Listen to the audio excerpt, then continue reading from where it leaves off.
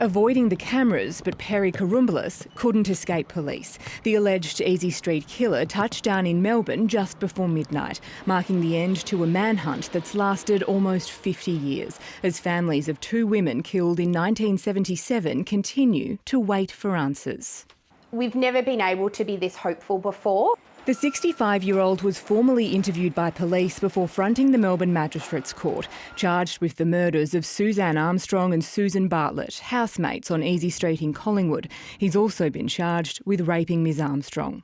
I had to drive up to the country to tell my mother that somebody had killed her daughter. I think everyone just wants to know why. Why them? Why did this happen? Just two really young women in the prime of their lives. Mr Kouroumblis was calm in court and remained silent throughout the brief hearing.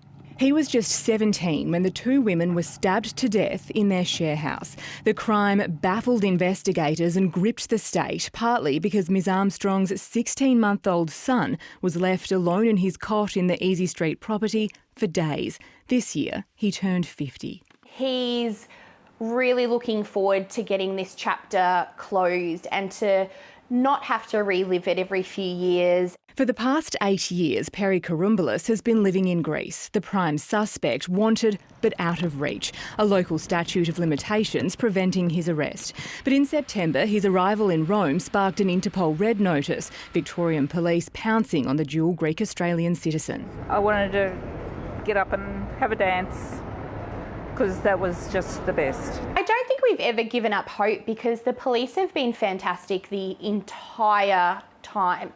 They certainly have never forgotten the case. But the family is cautious. Mr Kouroumblis has always maintained his innocence. He was not required to enter a plea today and he'll remain in custody until his next appearance in February.